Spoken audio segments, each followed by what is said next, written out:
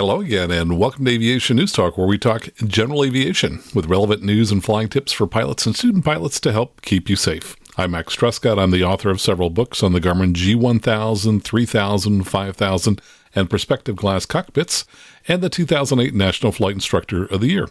Today we're talking about the advisory glide slopes found on some RNAV instrument approaches and what most pilots don't know about them. I'll also give an update on the crash of a Cessna 208 Caravan that we talked about in episode 230, including how the advisory glide slope could have helped in that crash. We'll also hear from Marc Epner of Simple Flight Radio, who recently had an engine failure in his Cirrus SR22 and successfully landed in the field. Last week in episode 232, we talked with Dr. Catherine Cavagnaro about personal minimums and how some of those minimums may expand and contract based on pilot proficiency.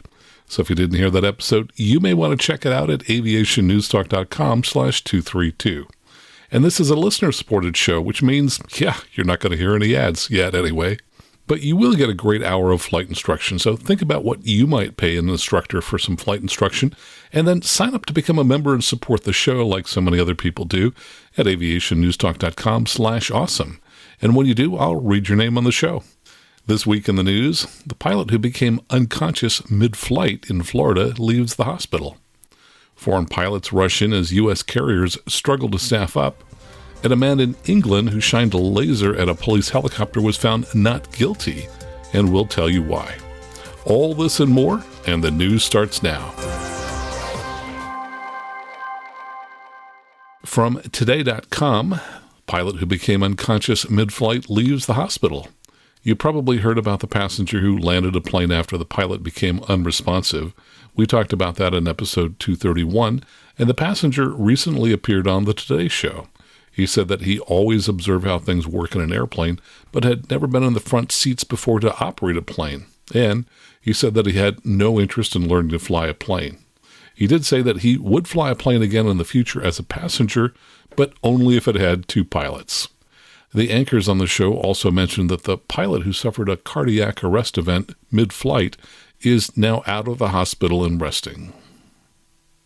From IndiaTimes.com, foreign pilots rush in as U.S. carriers struggle to staff up. Pilots are back in demand in the U.S., but carriers cannot find enough of them, so foreign pilots are rushing to fill the empty cockpits. U.S. immigration lawyers report a surge in inquiries and visa applications from pilots based in countries where traffic is still recovering from pandemic lows. That could bring some relief to an industry struggling to rebuild capacity after a 2-year slump, but the trend is stirring up backlash from domestic unions. It also reflects an uneven global recovery from COVID-19. While booming travel demand is projected to help U.S. carriers surpass their pre-pandemic revenue this quarter, airline traffic in some parts of the world remains depressed. Anna Barbara Schaffert, an attorney at AG Immigration Group, said, quote, "While the U.S. has a major shortage in the rest of the world, pilots are out of jobs." She has received more than 8,000 requests for consultations in recent months, and is screening over 2,000 resumes from pilots seeking to immigrate to the U.S., up more than 90% from before COVID-19. According to United Airlines, pilots are expected to remain in short supply for years. Whereas the U.S. can produce a maximum of only 7,000 pilots a year, carriers need 13,000 pilots this year and even more next year, United said. Shortages are even more acute at regional airlines, which are facing a soaring attrition rate because of poaching by higher-paying national carriers. That is drawing interest from pilots in Canada, Europe, Africa, and Asia, where traffic is still recovering, said Carmen Arsa, an attorney at Florida-based Arsa Immigration Law. Many foreign pilots have hesitated to apply since immigration in the U.S. can take up to 26 months and cost as much as $20,000 with no guarantee of success. Schaffert said a widening demand-supply gap has created an unprecedented opportunity for experienced foreign pilots. Under the so-called National Interest Waiver Clause, non-U.S. citizens are allowed to apply for permanent residency without a job offer, making it easier to immigrate.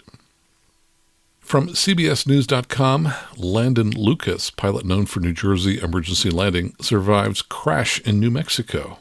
A pilot who pulled off an emergency landing in New Jersey last year now has another incredible story of survival. Landon Lucas, aged 19, was the only passenger on a small plane when it crashed upside down on April 9th in New Mexico. The pilot died and Lucas suffered a broken spine, ribs, and both legs. Quote, I actually managed to crawl out of the airplane with all of these injuries by myself, and it's kind of just crazy, he told CBS 2 in an exclusive interview. You may recall Lucas from last July when he grabbed headlines for safely landing a plane on a bridge in Ocean City, New Jersey, after the engine failed. Lucas is now recovering from 7 surgeries, but says he will be back in the sky as soon as he can, and of course we wish him well. From flyingmag.com, New York State Supreme Court keeps East Hampton Airport public for now. The East Hampton Airport, which is KHTO, will remain open to the public for at least another week after New York State Supreme Court Judge Paul Baisley Jr. issued a temporary restraining order against the town of East Hampton. The town had planned to close the airport on Tuesday and reopen it 33 hours later as a private use facility, requiring pilots to obtain permission before landing. The planned changes also would have included new restrictions on aircraft operations, curfews, higher landing fees, and noise abatement rules. The court's ruling marks the latest episode in a years-long saga that has included a number of attempts by the town to assume more control over the airport. Noise complaints are at the heart of the issue in East Hampton, a popular summer destination and vacation spot for well-heeled New York City dwellers and others who often use airport shuttle services to travel to the town. In particular, the rise of for-hire helicopter operators like Blade Air Mobility, which is among the plaintiffs against the town, has driven a reported increase in noise complaints in recent years. Town officials said they continue to, quote, consider all available legal options, remedies, and alternatives regarding the airport, and will continue to keep the public informed. From GeneralAviationNews.com, near miss is actually a strike. Now, this comes from a NASA report from the ASRS reporting service. Pilot reported, quote, shortly after departing airport ZZZ, just past a reporting point, a tower pointed out traffic. I spotted an inbound aircraft about a half-mile away that I thought was the traffic and called it in sight, and tower told me to switch to the CTAF. About 30 seconds after that, I saw the plane, which I assume was the aircraft they actually meant to point out to me, at the very last second, just as it went under my aircraft. The weather was clear and not a factor. However, the light-colored plane must have blended in with snow-covered mountains in the background. I pulled up to avoid the aircraft and had what I believed was a very near miss. We continued to our destination without further issue and spent the night at a remote hotel without signal. The next afternoon, when we returned to ZZZ, Tower gave me a phone number after landing. When I called in, the controller explained that the other aircraft actually reported it as a strike, and that after inspecting their plane, he found a tire mark on top of his wing. At this time, I have not been able to find out the pilot's name, aircraft tail number, or type. There was no damage whatsoever to the aircraft I was flying. And to that, I'll just add that was a really close call, so please fly carefully out there. From RockdaleNewtonCitizen.com, pilot credentials will be investigated in fatal plane crash in Covington, Georgia. Now, this is a really strange story. The NTSB said its investigation into a fatal plane crash in Covington will include scrutiny of the flight credentials of the 2 men who were killed. NTSB investigator Peter Knutson said the agency will look into the pilot's training, medical certificates, licenses, and ratings. The 2 men killed in the April 21st crash have been identified by the Covington police as Sergio Gill, a private pilot and flight instructor from Snellville, and student pilot Edgar Rodriguez of Lawrenceville. The 2 were killed when the Cessna 340 they were flying crashed shortly after takeoff from Covington Airport. The CPD said it is not known who was actually flying the plane at the time of the crash. According to the FAA website, Gill held a private pilot certificate issued in 2017 and was rated to fly single-engine aircraft. This is the person who was referred to as a flight instructor. The Cessna 340, of course, is a twin-piston engine aircraft. The website did not indicate that Gill had a flight instructor certificate. I've gone on the website. It also shows that he doesn't have a commercial certificate, and it doesn't show that he's rated in multi-engine aircraft. According to a preliminary report by the NTSB, Rodriguez and Gill had taken a commercial flight to Lubbock, Texas, on April 21 to pick up the Cessna 340. According to Rodriguez's partner, the 2 men had recently met, and Gill had told Rodriguez he could teach him to fly the plane. The NTSB reported that the 2 men took off from DeKalb Peachtree Airport at about 4:40 p.m. on April 21st and flew to Briscoe Field in Gwinnett County. From there, they took off and flew to the Lumpkin County Wimpy's Airport. They departed there at 6:15 p.m. en route to Covington Municipal. Knutson previously said Gil and Rodriguez had been doing touch-and-go landings at the Covington airport before the crash occurred. The NTSB preliminary report states that, quote, according to multiple witnesses in the vicinity of the Covington airport, the airplane made a hard right banking turn, started to spiral downward, and then impacted a row of parked empty semi-truck trailers about 1 nautical mile southeast of the airport. Parking lot surveillance video revealed the airplane descending in a right spin at the time of the impact. The airplane was destroyed by post-impact fire. And I think this really points out the need for pilots to really vet the credentials of people that they choose to work with. In this case, it certainly appears that the pilot who claimed to be a flight instructor was not at all qualified to be teaching in a Cessna 340. From the Wall Street Journal, China Eastern black box points to intentional nosedive. Flight data indicates someone in the cockpit intentionally crashed a China Eastern jet earlier this year, according to people familiar with U.S. officials' preliminary assessment of what led to the accident. The Boeing 737-800 was cruising at high altitude when it suddenly pitched into a near vertical descent, plummeting into a mountain at extreme speed. Data from a black box recovered in the crash suggest inputs to the controls pushed the plane into the fatal dive, these people said. Information extracted from the plane's damaged flight data recorder shows human input orders to the controls sent the plane into its deadly dive, according to the journal, citing people familiar with the probe. Quote, the plane did what it was told to do by someone in the cockpit, the journal quoted a person who was familiar with American officials' preliminary assessment as saying. From Newsweek.com, homeowner backed for threatening to call cops on HOA over seaplane. A seaplane owner is finding support online after refusing to remove their plane, along with buoys and signs, from their property at the insistence of an HOA. The viral Reddit post recounted the situation, revealing that the poster had lived in a cottage they inherited from their grandfather. Quote, the cottage is one of the oldest homes in the area, and unlike my neighbors, I am not a member of the HOA, the poster revealed. The cottage itself is a waterfront one in which I have a small grass yard that turns into a beach on the lake. The Redditor has a private pilot's license and owns a Piper Super Cub on floats. When he isn't flying the plane, it's tied to the dock or is pulled onto the beach and strapped down when the weather isn't ideal. The poster continued, quote, a month ago I decided to make some new additions to my property. These additions were 2 lines of buoys at the edge of my property with signs on each. The buoys extend 15 feet past my dock and are technically on my property. The signs themselves are ones that I had custom made warning about prop wash. In a comment, the poster revealed that he has, quote, property rights over the water, but only for the first 100 feet from the beach. They also know with 100% certainty that what they are doing is legal since they have paperwork showing the portion of the lake that they own. The Redditor revealed that they added the new additions because when they take off in the seaplane, on occasion boaters or kayakers will stop and watch them on the lake, which is 58 square miles large. It isn't usually a problem if they manage to keep their distance, but lately they've been getting too close for comfort. Around a week ago, the poster received a letter from the HOA demanding they move the seaplane to a local base and remove all buoys and signs. They claimed the poster was violating their waterfront policies, according to a comment he posted online. Quote, their policies prohibit people from having and using buoys on the water, they added.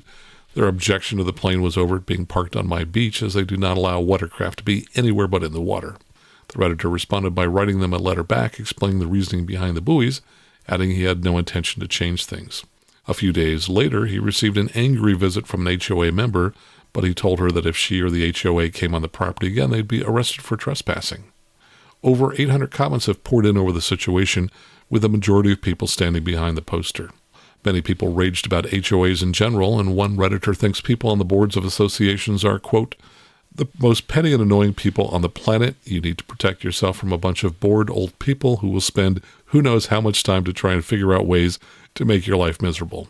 Well, best wishes to the seaplane owner. From walesonline.co.uk, pilots presumed dead in a plane crash lost control in freak weather. 2 pilots presumed dead after their plane crashed into the English Channel at 100 miles per hour, lost control in dense tornado clouds, a report has found. The pilots had taken off from Wellesbourne-Montford Airfield near Stratford-on-Avon in England. They were heading to Le Touquet, a seaside town in northern France, when their Piper Cherokee Arrow 2 lost radar contact before crashing into the sea. Police said at the time the pair had lost control in, quote, freak weather conditions while on the flyout with 6 other aircraft from their flying club. And finally, from dailymail.co.uk, a Cotswold, England man, 62, is cleared after shining a laser beam at a police helicopter after believing it was, quote, some sort of alien spacecraft. A 62-year-old Cotswold man has been cleared of shining a laser beam at a police helicopter after telling a court he thought the chopper was a UFO. Timothy Wilsden pleaded not guilty to dazzling the police pilot with the laser and maintained he was suffering from a medical condition which left him delusional. The court heard how he answered the door naked to police officers before apologizing and handing over the laser pen which he used to entertain cats outside his apartment. He told the district judge he thought the helicopter was some sort of an alien craft. District Judge Wadham described Mr. Wilsden's behavior as, quote, illogical, nonsensical, and dangerous, but acquitted him of the charge because there was clear medical opinion that Mr. Wilsden was suffering from a cognitive impairment at the time. In evidence, Mr. Wilsden said he has often seen military aircraft flying over his home village toward the RAF Fairfield base, but the helicopter that night appeared to be something out of the ordinary. I thought that whatever it was in the sky was strange, he said. I had not experienced anything like this before. I may have shown the laser a number of times at the helicopter, but at the time I didn't know what it was. I was trying to work out what it was. I have a strong affinity with unidentified flying objects. I now feel embarrassed talking about this now. A psychiatrist told the court, quote, at the time of the incident, Mr. Wilsden was suffering jointly from a depressive disorder and post-traumatic stress disorder. Vanessa Popple, defending Mr. Wilsden, said quite clearly he was not a well man and has been diagnosed with a number of medical issues. The district judge then found Wilsden not guilty, pointing to the clear medical opinion that he suffered from a cognitive impairment. Well, that's the news for this week. Coming up next, what you need to know about advisory glide slopes on instrument approaches, plus an update on the Cessna 208 Caravan crash in Burley, Idaho. And later we'll hear from Marc Epner about his recent engine failure. All right here on the Aviation News Talk podcast.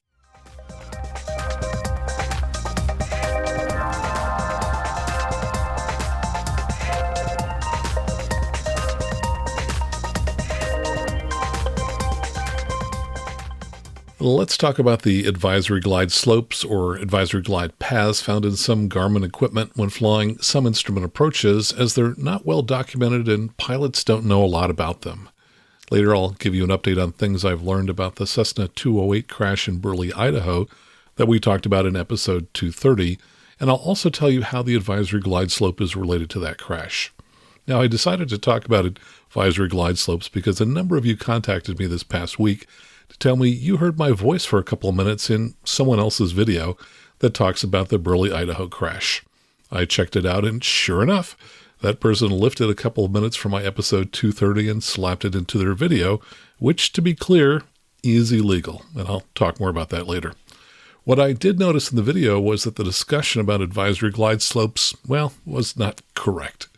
The video said that the advisory glide slope on the RNAV GPS 20 approach into Burley, Idaho changes its descent angle midway along the glide slope, which is flat out wrong. The advisory glide slope on this approach and all approaches is continuous, and the slope remains the same along the full length of the glide slope. I'll talk more about that later, but first let's talk about advisory glide slopes, what they are, how to use them, and most importantly, how not to use them so that they don't get you in trouble and possibly lead to an accident. First, let's back up by saying that what I'm calling an advisory glide slope has a couple of different names.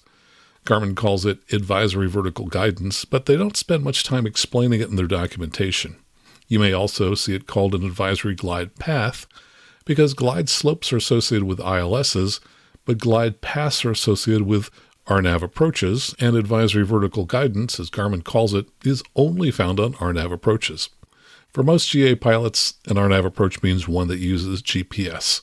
Of course, for some very capable aircraft, RNAV can use other sensors besides GPS, but for most pilots, the RNAV approaches we fly use GPS. So while advisory glide path might be a more accurate name, I'll continue to say advisory glide slope as that's what most pilots call it. Advisory glide slopes are found only on non-precision RNAV approaches, such as those with LNAV or LP minimums. So as we talk today about advisory glide slopes, we are not talking about approaches with LPV, and LNAV/VNAV minimums. Those are different in one very significant way. RNAV approaches with LPV and LNAV/VNAV minimums are essentially precision approaches, so you are afforded protection as you descend along those glide paths down to the DA or decision altitude, which is usually pretty close to the ground. By contrast, on a non-precision RNAV approach, such as one with LNAV or LP minimums, an advisory glide slope provides protection down to the MDA or minimum descent altitude, which is often fairly high above the ground. But there's no guarantee that you have any protection whatsoever along that advisory glide slope after you descend below the MDA, hence the name advisory. So why is it helpful to have an advisory glide slope on a non-precision approach? Here's what I wrote in my Max Trescott's Garmin G3000 and G5000 Glass Cockpit Handbook. Historically, many instructors have taught students to dive and drive at each step of a non-precision approach. But the FAA has determined that the high descent rates used for this contributes to an increase in accidents. Hence, the FAA now recommends stable descent rates be used on all non-precision approaches, and advisory glide slopes help pilots determine appropriate descent rates. Note that dive and drive made sense on NDB approaches where you might have to look from 9 o'clock to 3 o'clock to find the airport. But in a GPS world, the airport is usually at 12 o'clock, and pilots no longer need to rush down to minimums to get more time to search for an airport. And from my Max Trescott's GPS and WAAS Instrument Flying Handbook, in 2001, the FAA announced that the industry should discontinue the use of a dive and drive process on non-precision approaches since they contribute to CFIT accidents, the leading cause of fatal commercial air accidents worldwide. Instead, the FAA now advocates the use of procedures and training for a stabilized continuous descent on non-precision approaches. Some airlines have gone so far as to implement procedures that require pilots to immediately initiate a missed approach if they don't see the airport when they reach the MDA. They are not permitted to continue driving to the missed approach point. Now, to the best of my knowledge, advisory glide slopes are a Garmin invention. And you'll see those advisory glide slopes on some approaches when using a Garmin navigator, such as the Garmin 430-530, the GTN 650-750, or the Garmin G1000, 2000, 3000, or 5000.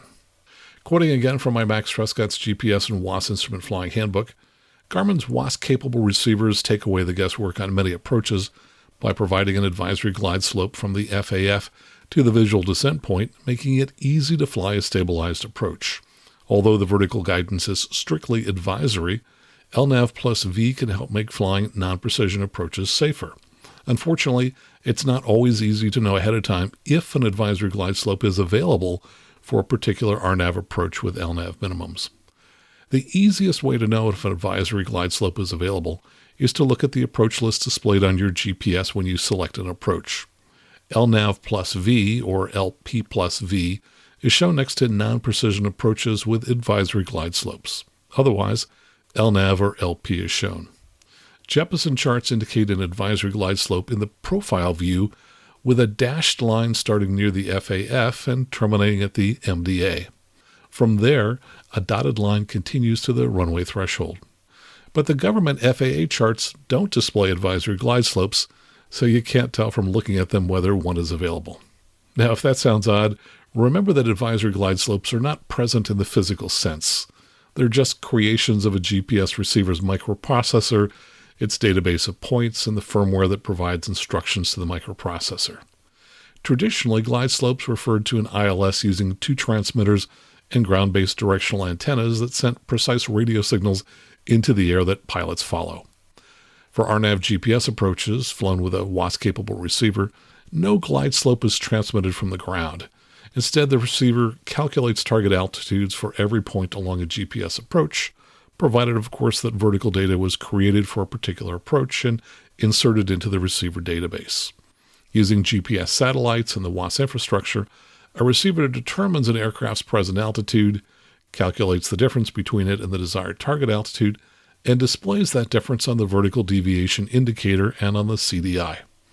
As you've probably surmised, vertical data for all approaches with LPV and LNAV/VNAV minimums is contained in WAAS-capable receiver databases. Without it, these approaches wouldn't exist. However, there is no requirement for vertical data for LNAV or LP approaches, so advisory glide slopes don't exist for all approaches. Now, by the way, WASP-based vertical guidance does not terminate at the MDA or DA, which makes it consistent with how expensive flight management systems work.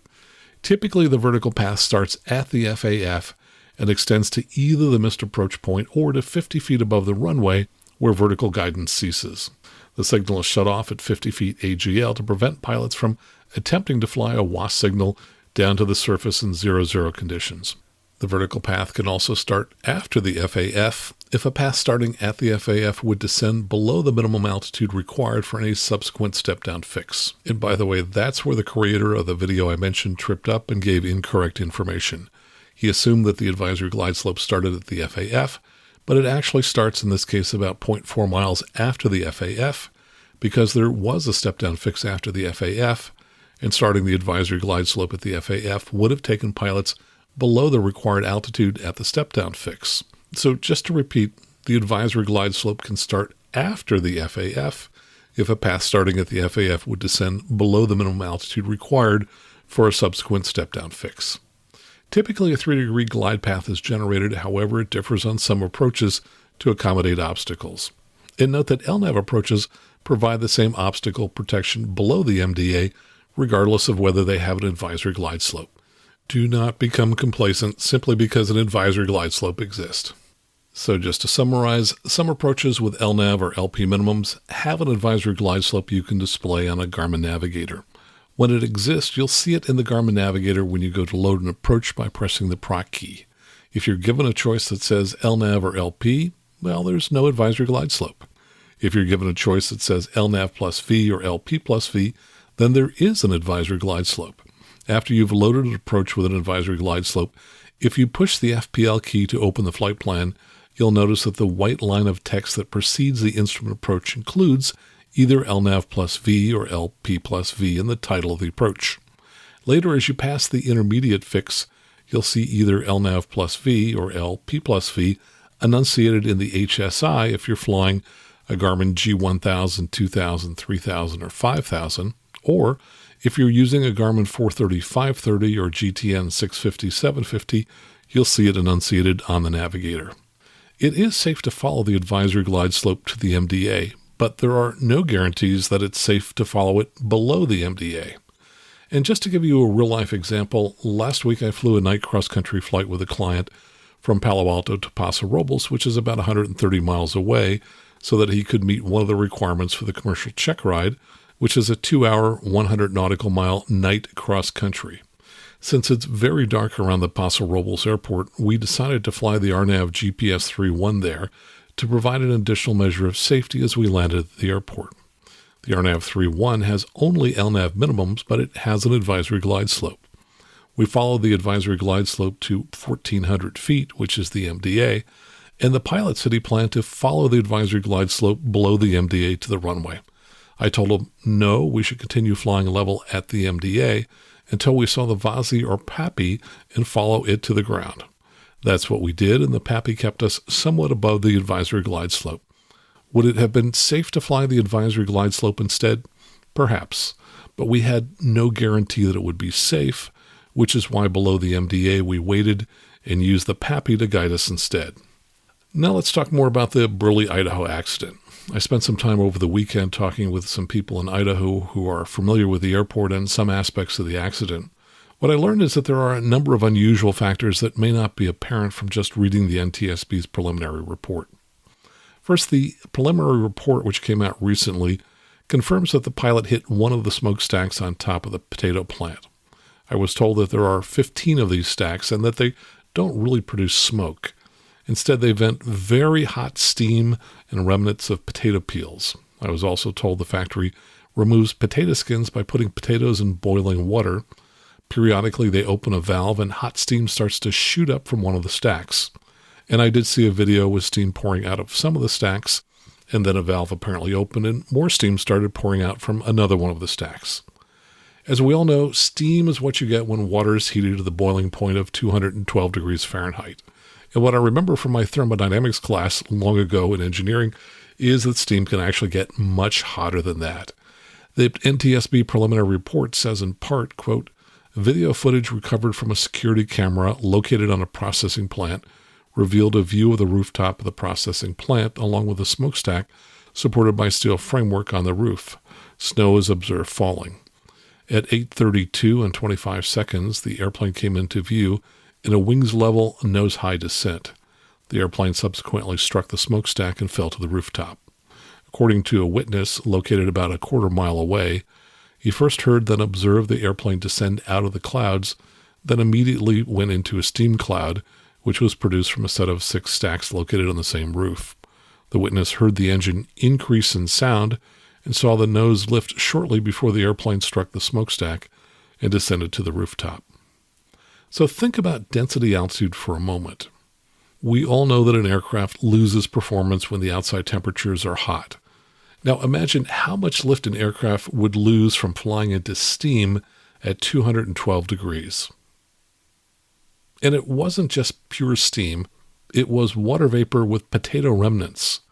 I was told that across the street from the potato factory is a Tractor Supply store, and the person I talked with said that the owner told him that when the wind blows the steam in the direction of their store, that their tractors become solid white from the potato remnants, and they have to wash the tractors every day.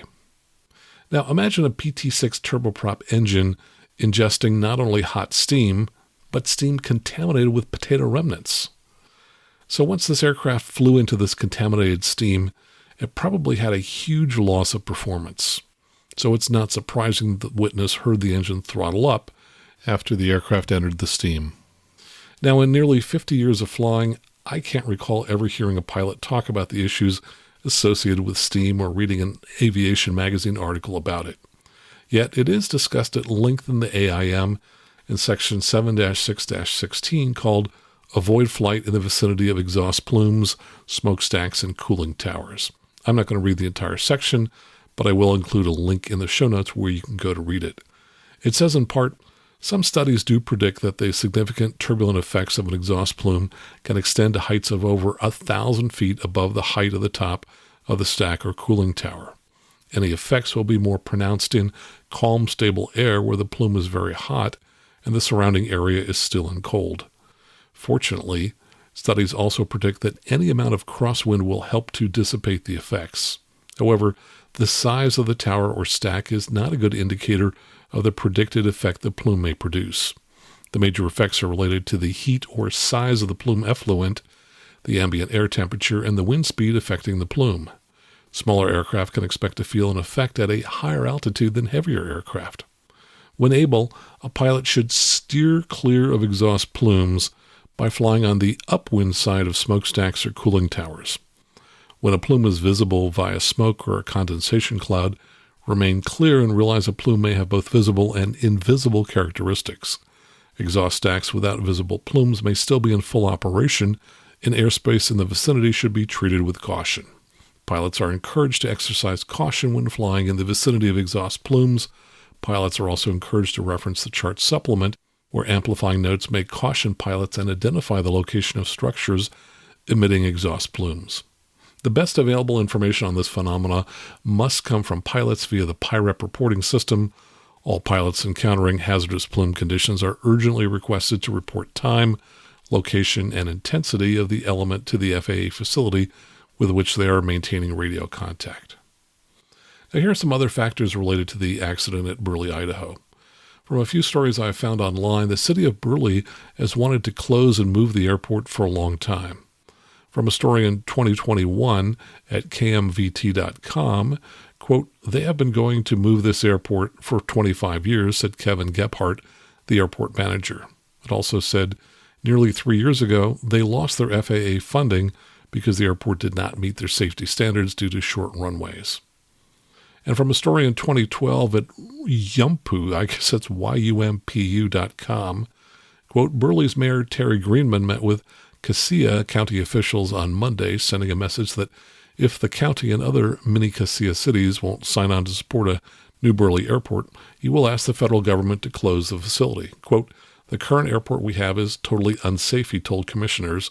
That's exactly what the FAA told us. It is Greenman's assertion that last summer's tragic plane crash that killed a California family of 4 was the result of an unsafe airport, suggesting that if we had a 1,000-foot longer runway, those people would be alive today. And here's a July 11th, 2014 article from minicasia.com. In it, a reporter is apparently reporting on what city officials said 2 weeks earlier at a July 1st city council meeting. The article says, quote, "The current airport could be configured to meet the runway safety standards, but doing so would shorten the published runway lengths to about 2,500 feet rather than the current runway lengths of about 4,100 feet, which I believe what they mean there is that they would need to put in a 1,600-foot displaced threshold so that pilots could safely navigate over the potato factory stacks as they're landing on runway 20. Continuing with the article, it says, "This change would kill general aviation in the city. Local pilots would know the runways were long enough for safe operation, but if the maps provided by the FAA only printed the shorter lengths in their literature, few transient pilots would use the airport. UPS currently flies into the Burley airport every day to pick up and drop off freight. A published change in runway length would certainly end that venture, hurting industry and agriculture that depends on the service to get replacement parts." The final topic mentioned in the FAA PowerPoint was that of safety. Pilots say this is a safe airport and that accidents here are the result of pilot error, not an unsafe airport. The FAA said that there have been 9 GA accidents at the Burley airport since 1993, 2 of which have included fatalities. When averaged out with the number of operations, that is, takeoffs and landings, Burley is the second worst in safety in Idaho, with Buell being the only airport with a worse safety history in Idaho. After considerable discussion, the Burley City Council voted to approve application to what the FAA says will be its final environmental site study for Burley. What happens next depends largely on what is found when the sites are examined from an environmental point of view. I was also told by people I talked with in Idaho that the city decided not to put in the displaced threshold that was just mentioned above, and instead they turned off the VASI or PAPI that was in place for runway 20, leaving it up to pilots to figure out what glide path they should be flying over the stacks to runway 20. Now, I'm not able to independently verify this, so I don't know that to be true, but that's what I heard from people I talked with in Idaho. So now let's talk about the advisory glide slope on the RNAV GPS 20 approach into Burley.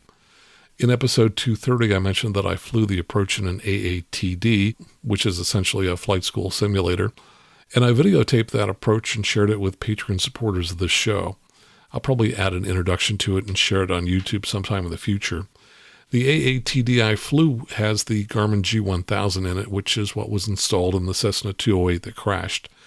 And the AATD uses Garmin software, so I'm fairly confident that what I saw in the simulator represents what the pilots would have seen.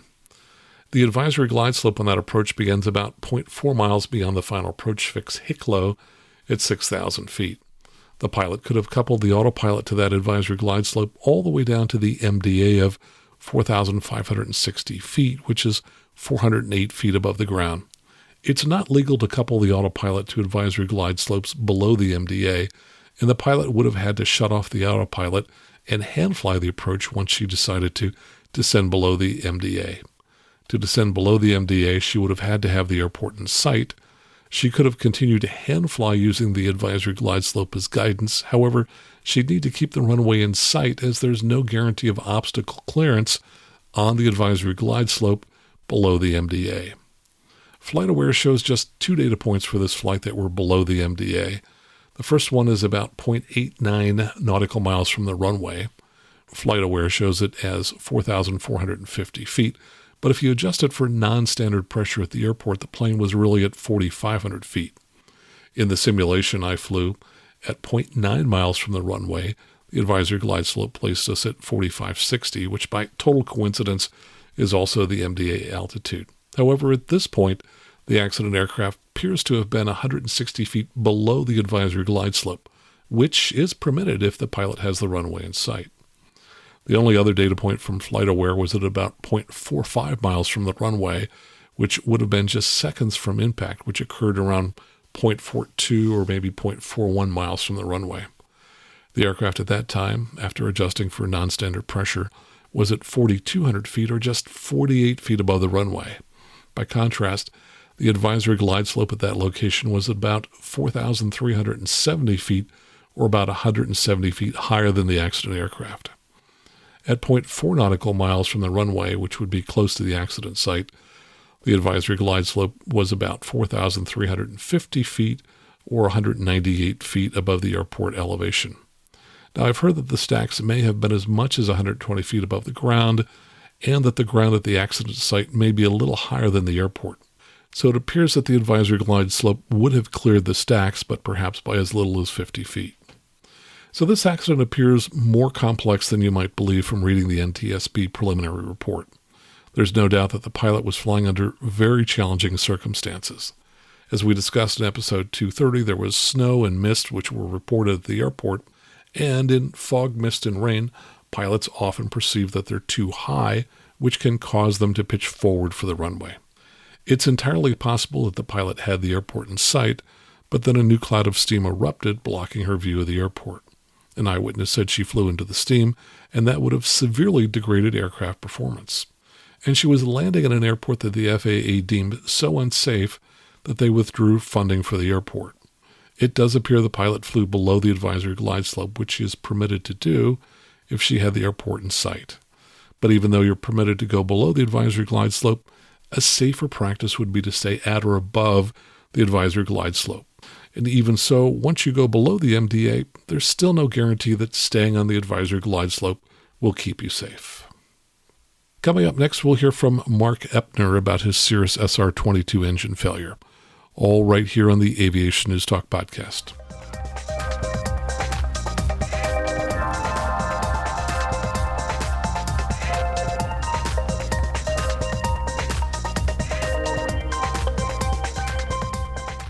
We'll get to Marc Epner and his engine failure in just a moment, but first, see if you know any of these people. These are the folks who have taken the time to become a member to help support this show so that you get to listen to it, and they are awesome supporters.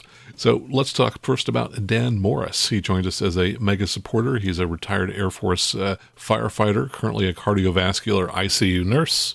He said he's using his GI Bill benefits to obtain my pilot ratings through Liberty University. Smart way to go.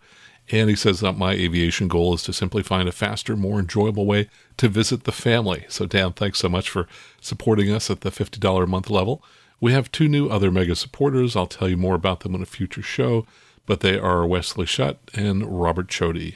And we've got two other people who've joined us at the $20 a month level, so they get access to the videos that I post 2 to 3 times a month. For example, they would have seen the simulation that I did flying the RNAV 20 approach into Burley, Idaho, which we talked about a few minutes ago. Those new supporters are Brad Butler and Mark Johnson. Thanks so much for supporting the show. If you'd like to join and become a member of this show, we would love to have you. It takes just a moment. Go on out to aviationnewstalk.com/awesome. Enter your credit card, and you can choose at what dollar level you'd like to support the show. You can also make a one-time donation by going out to aviationnewstalk.com/PayPal, and you don't need a PayPal account to do that. Thanks so much for your support. Now let's hear from Marc Epner. Marc is a friend. He's also the founder of the Leading Edge Flying Club in Chicago, and we had him on the show in episode 97 to talk about best practices for starting a flying club. And Marc is also the host of the Simple Flight Radio podcast, which you can find at simpleflight.net or wherever you get your podcasts. Now, about a month ago, on April 26th, Marc was flying in his Cirrus SR22 near Mansfield, Ohio, when he had a complete engine failure.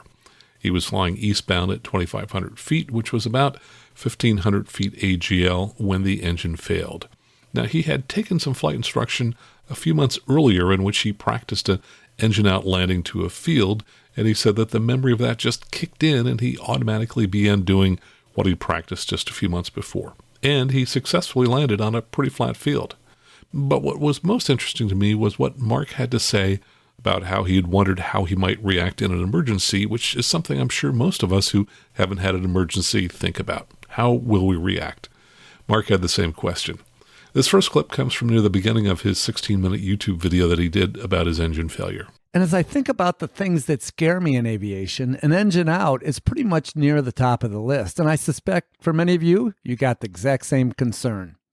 And to be honest, I assumed I would be paralyzed by fear and possibly not able to successfully execute the procedures that were taught from the start of our flying career. Yet, I got to tell you, my fear did not come to fruition. Conversely, I had no fear, no indecision, and the tasks that needed to be executed were crystal clear to me, from one to the next, like dominoes falling one after the other. It was really an amazing surprise. And this next clip comes from the end of his video, where he summarizes his thoughts about the experience. But I will tell you, the most important thing that came out of this is that the realization of what happened when my good brain, not that the other brain was bad, but the good brain took over. Because what happened is that it pushed that analytical brain, which loves to compare and contrast and make decisions, it pushed it off to the side and basically said, I got this. It put me in a mode, there were no decisions to be made. We talk about a field or pull the chute. None of those came to mind. Everything was, there's a makeable field, go there. Didn't even consider the chute, and I'll tell you why in a second. But there was only steps focused only on execution. Sounds that were relevant, I could hear. But the moment they became irrelevant, my brain silenced them. Sights that were relevant, like, is the propeller spinning? Yes, it is. But as soon as it determined there was no power, I don't recall the propeller spinning.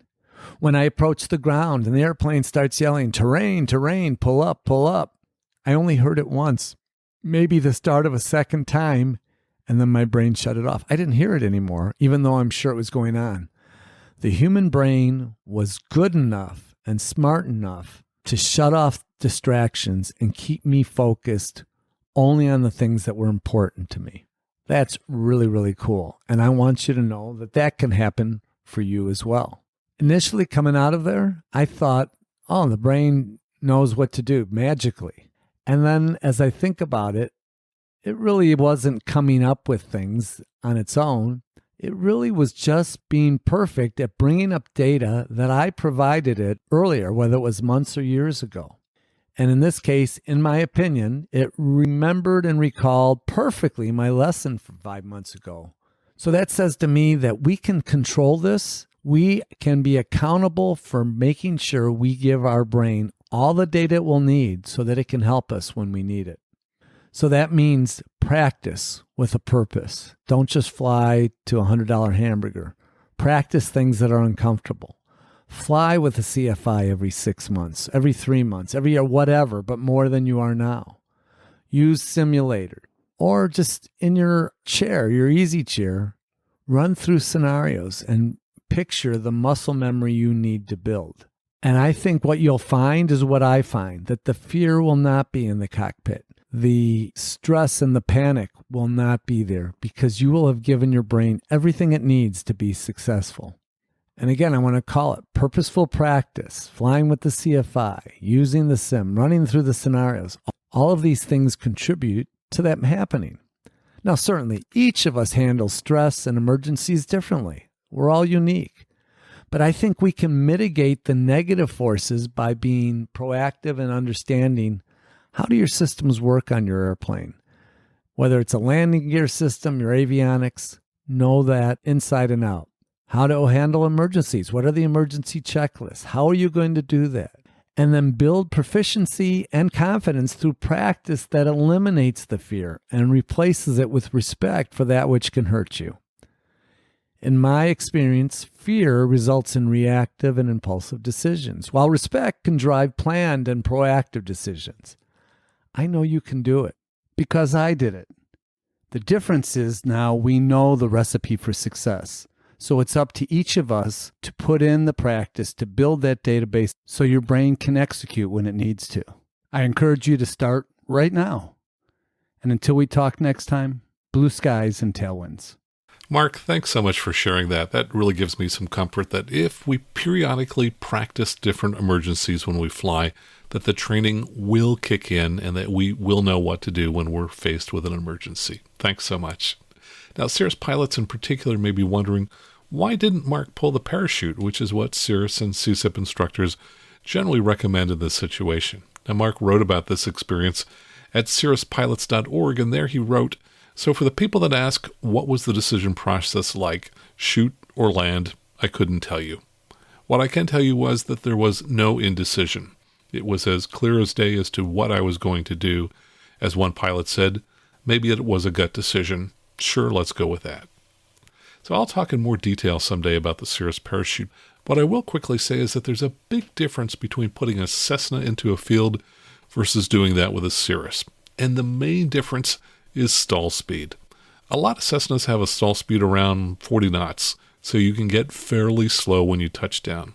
By contrast, the stall speed of most Cirrus aircraft is around 60 knots. Well, big deal, you say, that's only 50% faster. But consider this. Energy is a function of the square of your airspeed. So a plane that's 50% faster will have 2.25 times the amount of energy to dissipate. What that means is if you flip over or come to a sudden stop in that field, the amount of force on the pilot's body is going to be more than double in a Cirrus when it comes to a sudden stop. And that can mean the difference between no injuries and serious injuries or even death. And there have been a number of Cirrus pilots who've died after deciding to put their aircraft into a field. And think about this. Imagine you're 600 feet above the ground, the engine's failed, and you have to decide now whether to pull the parachute or land in the field. Just how much of the detail of that field can you see when you're 600 feet above it? Can you tell how deep the furrows are, or whether there are any pipes or wires crossing the field, or any trenches that might bring you to a sudden stop? And I'm not second-guessing Marc or anyone who has a successful outcome following an emergency. I'm just sharing some of the trade-offs in deciding whether to pull the parachute or land in a field. Now, Marc's video is really excellent, and I encourage you to watch it. So I've put a link to it in the show notes. And if you don't know what that means, just go out to aviationnewstalk.com/233, and you'll find a link there. Or if you're using your smartphone to listen to us, if you swipe one way or another in your app that you're listening to right now, you'll find the show notes. And by the way, yes, of course, I did ask Marc for permission to use the audio from his video. That's the correct and legal way to use someone else's audio or video. Now let's get to some of your email and feedback. Last week we had Catherine Cavagnaro on the show talking about personal minimums, and something she said kind of struck a nerve with some of you. So, for example, we had an email from Keith. He says, during your recent conversation with Catherine Cavagnaro about the accident pilot who took off in low IFR at night with family aboard, Catherine made the following comment, which caught me by surprise. And he had his 2 daughters and a nephew on board. So you've got 4 people in a V-35, which I have to say, I have a Bonanza as well, but I think real hard before putting 4 people in my Bonanza. Keith continues, Max, I own and fly a G36, so I sat straight up when Catherine, for whom I have the utmost respect, said, I think real hard before putting 4 people in my Bonanza. He continues, would you be willing to do me a huge favor? Could you possibly ask Catherine on my behalf to expound a little on that? I get the feeling her comment is not about weight and balance, but something else. Could be wrong about that, but in the context of her accident commentary, it feels like she is saying 4 people in a Bonanza on its face is a bad idea. I'd also be interested in your take on this. Much appreciation for all you do to encourage and enlighten the aviation world around matters of safety and competence. Well, I asked Catherine to respond, and I'll play that for you in just a moment, but let me just respond to Keith. Keith is flying a G36, so that's a 6-passenger Bonanza. Catherine's talking about a 4-place Bonanza. And I think you're right when you say that you think her comment was not just about weight and balance, but about something else. I think her comment was about margin and building extra margin into everything that we do.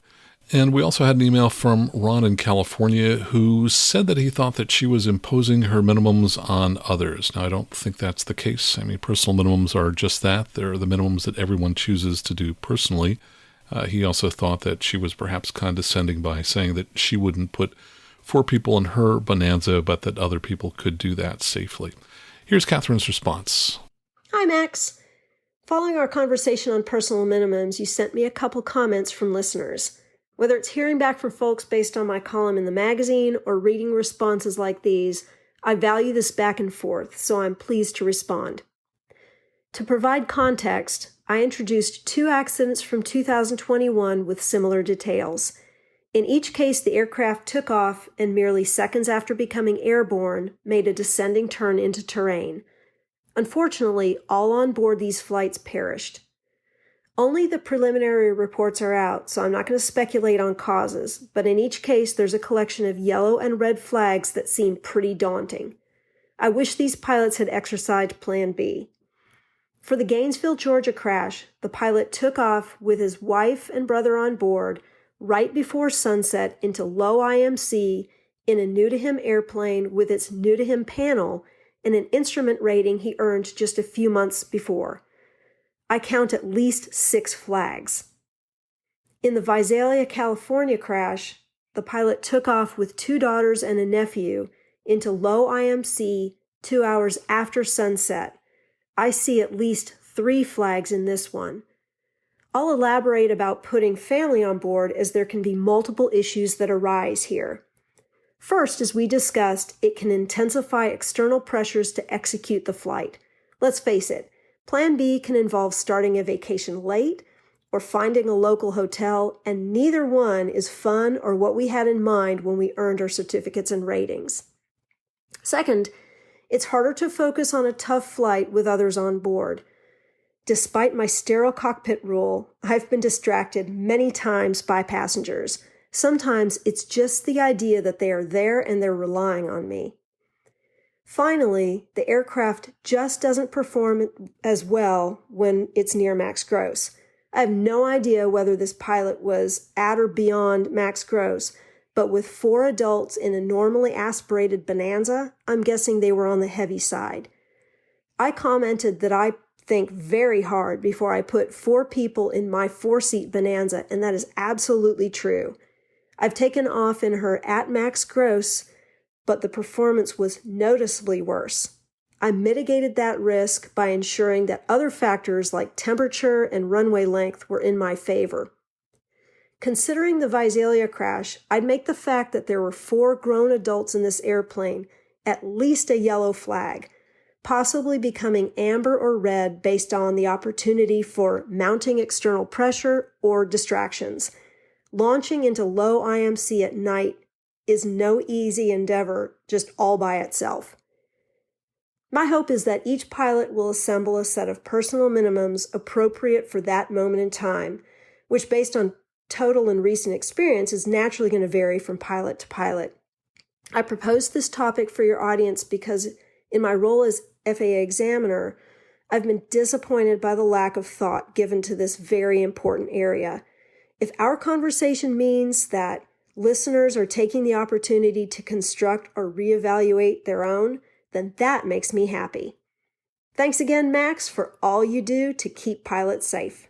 Catherine, thanks so much for your follow-up. Now here's an email from James in Michigan. He says, is it possible for a type 1 diabetic insulin dependent to get a pilot license, and where could I get a scholarship to get training? Because I would really like to learn, please. Well, James, historically, one could not get a medical certificate with diabetes, and some years ago they changed it so that pilots could get a third-class medical, which permits you to fly for fun but not to work as a commercial pilot. Things changed again, and just 2 years ago, the very first commercial pilot with diabetes did get approval to fly, and there's an article about that at alpa.org. I'll include a link to that in the show notes. As for scholarships, hopefully you heard me talk about that on episode 231. My notes from that say that you can purchase access to the online scholarship guide for 1 year for $10 a year at aviationcareerspodcast.com/scholarships. Now that's published by Carl Villari, who we had on the show back at episode 108 when he talked about how to become an airline pilot. James, I hope this helps, and good luck with your plans to get a pilot certificate. Here's an email from Bob in Ohio. He says, thanks for the great podcast. I'm listening to episode 232 about the fugitive flight. Being the owner of a Piper Cherokee 140, I have to believe the model was erroneously labeled. PA-28 140s were born as a 2-seat airplane. When upgraded to a 150, jump seats were allowed in the baggage area, which has a 200-pound limit, and the legroom is pretty much non-existent. The thought of squeezing 4 adults into our plane just makes me shudder. Thanks so much, in blue skies, Bob. And Bob, I'm just kind of reading what the story says, and you know how reporters sometimes get things wrong, so I have no idea whether it was really a Cherokee 140. But of course, that was a crash that involved an illegal charter that happened to have a murder suspect on board, and everybody was killed. And here's an email from Patreon supporter James Alty. He says, thanks so much for a great informative show. I found Aviation News Talk a few months ago, and I've listened to every new episode since then while working my way back to episode 169. I joke that my new Labrador has made me a better pilot because most times I walk him, I also get to listen to Aviation News Talk. He says, I fly a 1973 Grumman AA-5 Traveller from the Wellesbourne Montford Airfield in Warwickshire, UK, and have my biannual revalidation skills test on Monday. I feel more confident as a result of listening to your podcast. Unfortunately, an aircraft from Wellesbourne was lost in the English Channel on April 2 this year. We mentioned that during the news. He says the Air Accidents Investigation Branch have just released a special bulletin to help other pilots learn safety lessons from the accident. I will forward it to you by an email. It was a fatal VFR into IMC accident, which shows your discussion on the subject in episode 228 is relevant worldwide. Thanks for producing the show. And James, thanks so much for sending that report along. We may talk about that accident in more detail at some point in the future. And here's an email from patron supporter Russ Irwin. He says, Max, flying with a CFI on my multi-engine training, which ended on the third day when we had a real engine failure at takeoff. Wow, that must have been exciting. He says the instructor insisted that the flight path marker on the G1000 NXI showed where we would be in 6 seconds. His explanation was that it matched the airspeed, altimeter, and HSI trend indicators, which are also 6 seconds. I didn't believe this to be the case, but don't argue with the CFI prevailed. I checked in your G1000 book, page 241, and I read it to say that it's an indication of where the plane is going right now, not 6 seconds from now. Am I misreading, or was the CFI not well informed? Well, Russ, I don't buy his explanation, and I'm guessing if asked, he won't be able to come up with any reference that says that. The Garmin documentation is very specific that there are 3 trend vectors, and the flight path marker is never mentioned as one of them. Also, the trend vectors are all magenta, as they are GPS-derived, and most things that are magenta-colored are GPS-derived, whereas the flight path marker is not magenta. It's green, and for folks who are not familiar with it, it kind of looks like a target or a gun sight, and it's more or less straight in front of you on the PFD, unless you've got a crosswind, in which case it will float to the left or the right.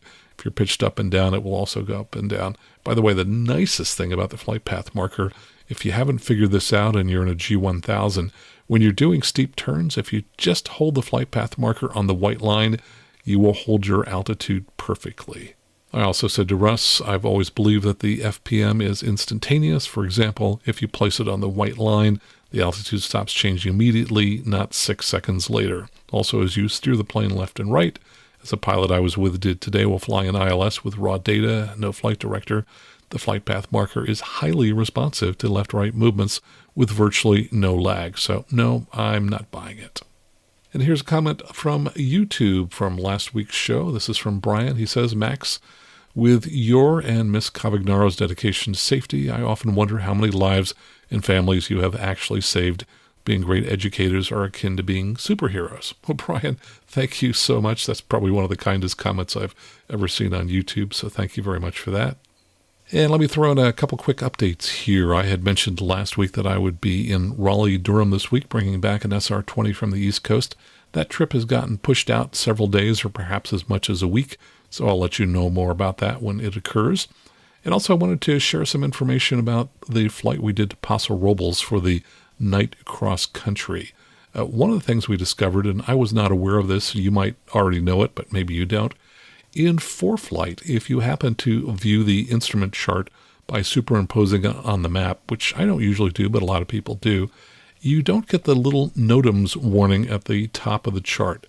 Now, if by contrast you view the instrument procedures chart by going first to the airports tab, you will see the little flag, the little red note at the very top that lets you know if there are any NOTAMs available for that particular approach. So that's an interesting little gotcha. You may want to keep that in mind. And also, this trip was my second opportunity to try out some new laser eye protection. You may recall back in episode 223, I interviewed someone from Revision Military. Well, they were kind enough to send out an evaluation set of these laser protective eyeglasses, and I thought they were great. Essentially, I put them on shortly after takeoff, took them off when I was way up in cruise, put them back on as I got within a few thousand feet of the ground, as that's the area where pilots are most likely to get struck by lasers and where they're most likely to be affected by it. Now, I really enjoyed using them. Probably the biggest thing I found was the confidence. I found that I was totally confident that I didn't need to worry about getting hit by a laser and being blinded in the cockpit. And interestingly, on the way back, while talking with Oakland Center, they mentioned multiple times about a green laser event located south of Modesto. So even as we were in flight, there was a laser striking an aircraft about 50, 60 miles away from where we were. So you may want to think about getting some laser protection eyeglasses for yourself, and I'll include a link to that in our show notes. And if you have any feedback or questions, please contact me. 2 ways to do that. One, just head out to aviationnewstalk.com, click on Contact, where you can send me an email, or at aviationnewstalk.com, click on Listener Questions, where you can record your comment or question for up to 90 seconds, and it will come directly to me.